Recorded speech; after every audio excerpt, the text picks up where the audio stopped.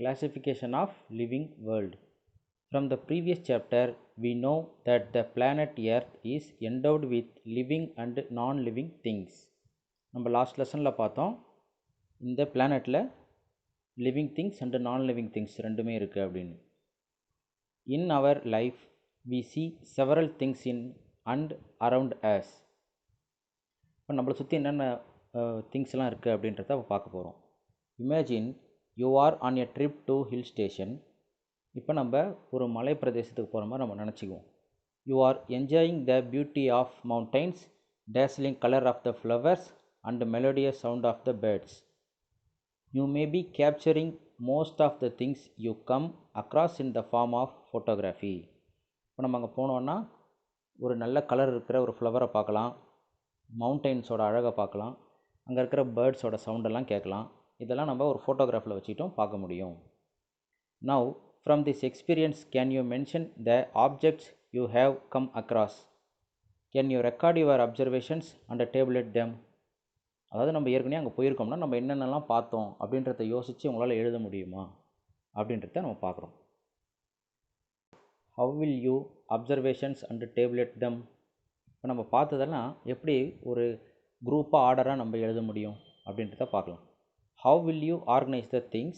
Will you place mountain and flowers together, or tall trees and trailing herbs in one category, or place it in different category?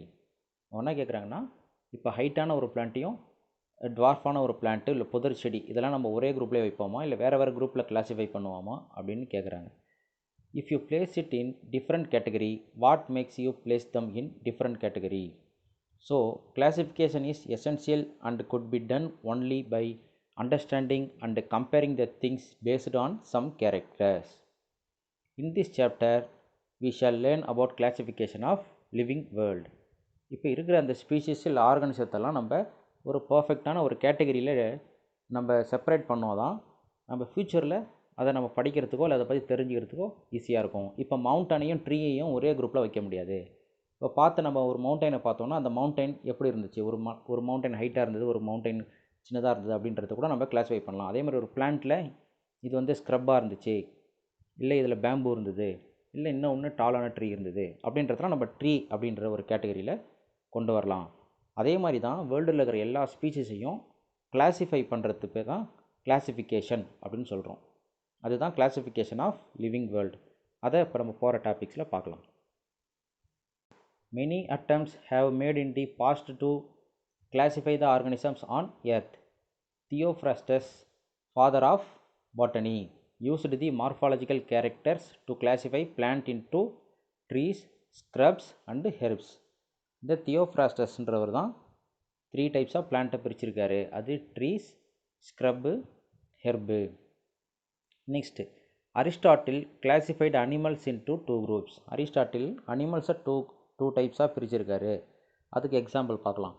எனைமா with red blood and Anaima without red blood.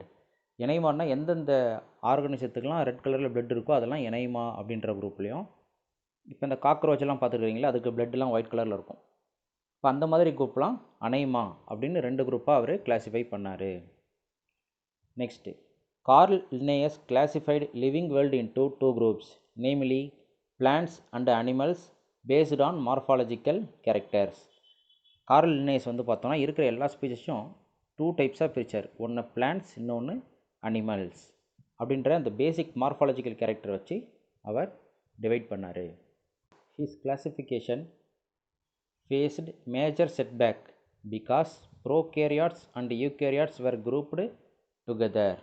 அவரோட கிளாசிஃபிகேஷனில் நிறைய error இருந்துச்சு. அதில் ஒன்று தான் ப்ரோகேரட், யூகேரட் 2 ஆர்கனிசமும் ஒரே குரூப்பாக இருந்தது. Similarly fungi and heterotrophic organisms were placed along with the photosynthetic plants. இப்போ ஹெட்டிரோட்ரோபிக் ஆர்கனிசத்துக்கு எக்ஸாம்பிள் பார்த்தா ஒரு பிளான்ட்டை சொல்லலாம். அந்த பிளான்ட்டு கூடயே தான் ஃபங்கையும் ஒரே குரூப்பாக இருந்திருக்கு. ஆனால் ஃபங்கையால் ஃபோட்டோசிந்தசிஸ் பண்ண முடியாது. ஸோ இதெல்லாம் அதில் இருக்கிற ஒரு எரர் தான். In course of time the development of tools compelled taxonomist to look for different areas like cytology, anatomy, embryology, molecular biology, phylogeny, etc. First ஒரு பிளான்ட்டையோ இல்லை அனிமலையோ மார்ஃபாலஜியை வச்சு தான் கிளாஸிஃபை பண்ணாங்க. வெளியில் பார்க்குறதுக்கு எப்படி இருக்கோ அதை வச்சு தான் கிளாஸிஃபை பண்ணாங்க. இப்போ இன்றைக்கி இருக்கிற மாடர்ன் டேஸில் நிறைய டிபார்ட்மெண்ட்டு நல்லா டெவலப் ஆகிடுச்சு.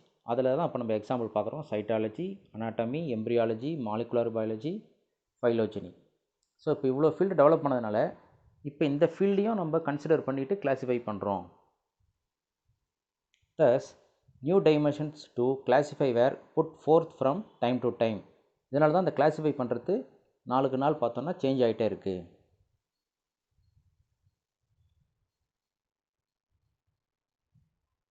Need of classification. Classification is essential to achieve following needs. இந்த கிளாஸிஃபிகேஷன் பண்ணுறதுனால நமக்கு என்னென்ன பெனிஃபிட்ஸ் அப்படின்றத பார்க்கலாம். To relate things based on common characteristic feature. இப்போ ஒரு ஸ்பீச்சஸ் இருக்குன்னா அதுக்கு காமனாக என்னென்ன கேரக்டர்ஸ் இருக்குன்னு நம்ம கண்டுபிடிக்கிறதுக்கு இது ஹெல்ப்ஃபுல்லாக இருக்குது. To define organism based on the salient features. அந்த ஆர்கானிசத்தில் இருக்கிற ஸ்பெஷல் சேலியன்ட் ஃபீச்சர்ஸ் என்னென்ன அடாப்டேஷன்ஸ்லாம் அது பாடியில் இருக்குது அப்படின்ற விஷயங்கள்லாம் நம்ம இங்கே நோட் பண்ணுறதுக்கு இந்த கிளாஸிஃபிகேஷன் ரொம்ப எசென்ஷியலாக இருக்குது. Helps in knowing the relationship amongst different groups of organisms.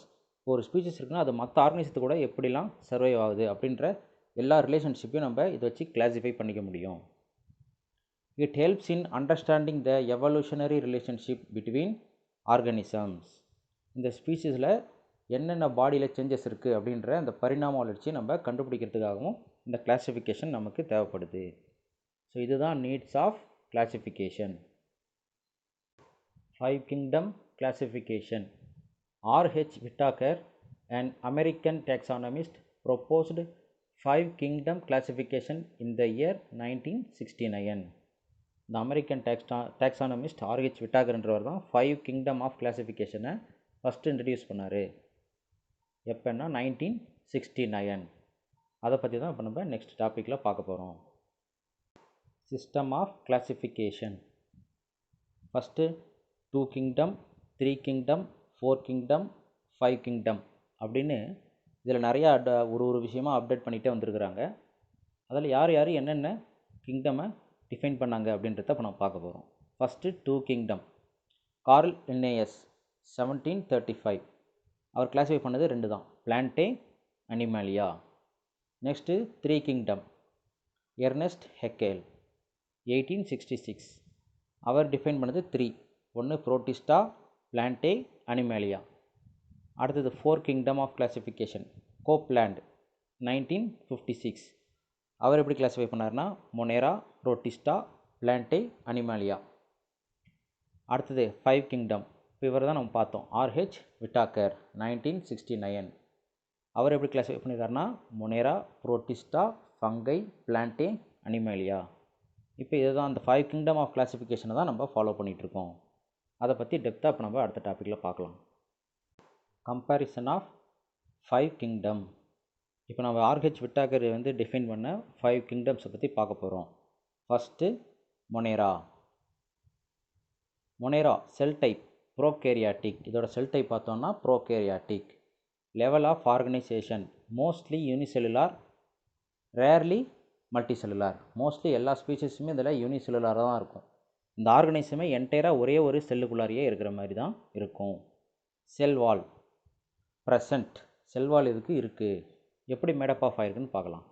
Made up of peptidoglycan and mucopeptides. இதோட செல்வால் எப்படி மேடப் ஆஃப் ஆயிருக்குன்னா பெப்டிடோகிளைக்கனும் அப்புறம் மியூகோபெப்டைட்ஸும். நெக்ஸ்ட்டு நியூட்ரிஷன், அதோட ஃபுட்டு எப்படி எடுத்துக்குது அப்படின்னு. இதை பார்த்தோன்னா ஆட்டோட்ரோஃபிக்னு சொல்கிறாங்க. ஆட்டோட்ரோஃப்ஸ்னால் அதுக்கு தேவையான ஃபுட்டை அதுவே செல்ஃபாக ப்ரொடக்ஷன் பண்ணிக்கும், அதுதான் ஆட்டோட்ரோஃபிக். அது எப்படி அப்படின்னா ஃபோட்டோட்ரோஃபிக், கீமோ ஆட்டோட்ரோஃபிக் அப்படின்ற 2 மெத்தடில் அது ஆட்டோட்ரோஃபிக்காக இருக்குது.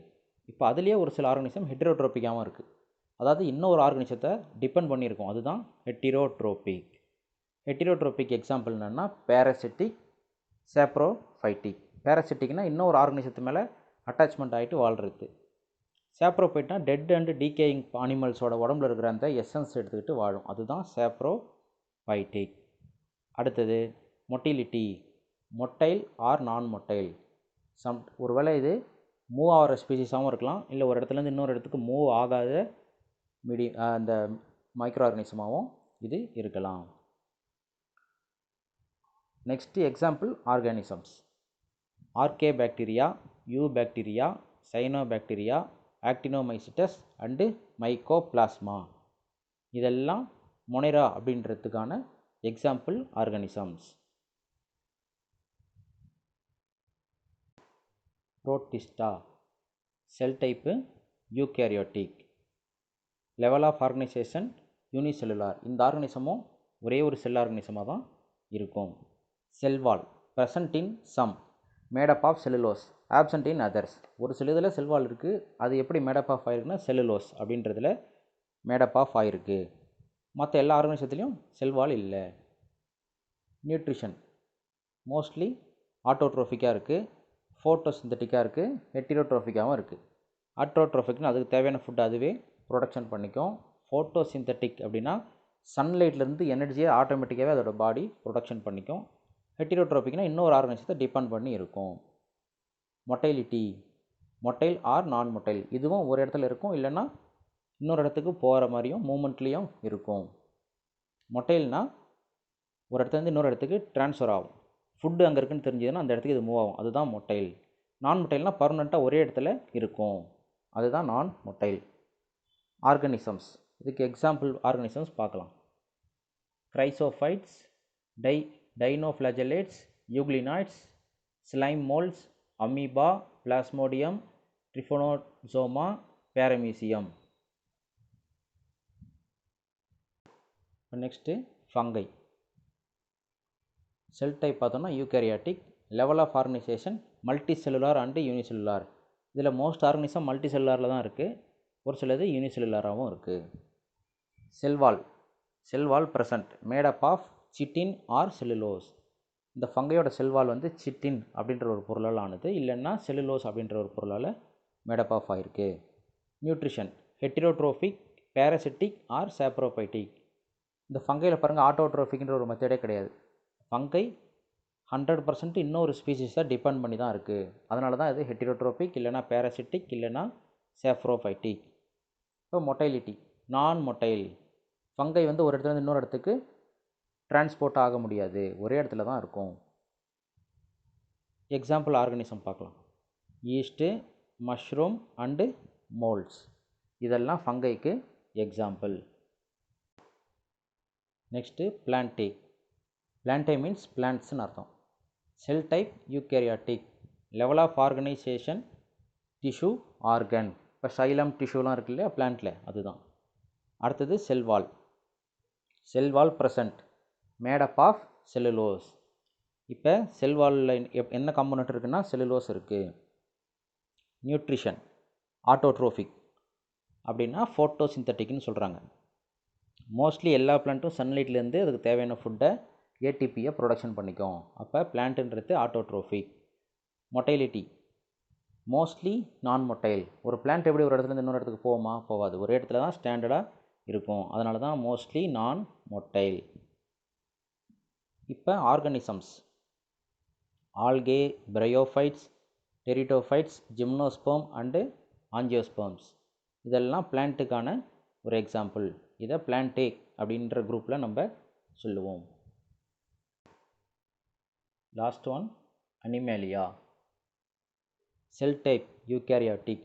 Level of organisation tissue organ organ system. இப்போ நம்ம பாடியில் பாருங்கள், டிஷ்யூ இருக்குது, ஆர்கன் இருக்குது, ஆர்கன் சிஸ்டம் இருக்குது. இப்போ கிட்னி, லங்ஸ் இதெல்லாம் இருக்குது இல்லையா, அந்த மாதிரி ஆர்கனும் இருக்குது, ஆர்கன் சிஸ்டம்ஸும் இருக்குது. Cell wall absent. இப்போ அனிமல்ஸோட எல்லா செல்லுக்குமே எது இல்லை? செல்வால் இல்லை, அதுதான் இங்கே சொல்கிறாங்க. அடுத்தது நியூட்ரிஷன் ஹெட்டிரோட்ரோஃபிக், அப்படி இல்லைனா ஹோலோசோயிக்னு சொல்லுவோம். நம்மளால் ஃபுட்டை ப்ரொடக்ஷன் பண்ண முடியாது, வெளியில் எக்ஸ்டர்னல் சோர்ஸ்லேருந்து தான் நம்ம ஃபுட்டை இன்டேக் பண்ணிக்கிறோம். அதனால தான் நம்ம ஹெட்டிரோட்ரோஃபிக். நம்ம ஒரு பிளான்ட்டை இல்லை அனிமலையை தான் டிபெண்ட் பண்ணி வாழ்ந்துட்டுருக்கோம் ஃபுட்டுக்கு. மொட்டைலிட்டி மோஸ்ட்லி மொட்டைல். இப்போ ஹியூமன் பாருங்கள், ஒரு இடத்துலேருந்து இன்னொரு இடத்துக்கு போயிட்டே இருப்பாங்க. ஒரு அனிமல்ஸ் கூட பாருங்கள், ஒரு இடத்துலேருந்து இன்னொரு இடத்துக்கு மூவ் ஆகிட்டே இருக்கும். அதனால தான் மோஸ்ட்லி மொட்டைல். இப்போ ஆர்கனிசம்ஸ் பார்க்கலாம். அது அனிமலுக்கு எக்ஸாம்பிள் வந்து ஸ்பான்சஸ், இன்வெர்டிபிரேட்ஸ் அண்டு வெர்டிபிரேட்ஸ். இந்த ஹியூமன்லாம் எதில் வருவாங்கன்னா வெர்டிபிரேட்ஸில் வருவாங்க. ஸோ இதுதான் அனிமலியாவுக்கான ஆர்கனிசம்ஸ். இப்போ இந்த 5 கிங்டம் ஆஃப் கிளாசிஃபிகேஷன் கம்ப்ளீட் ஆகிடுச்சு.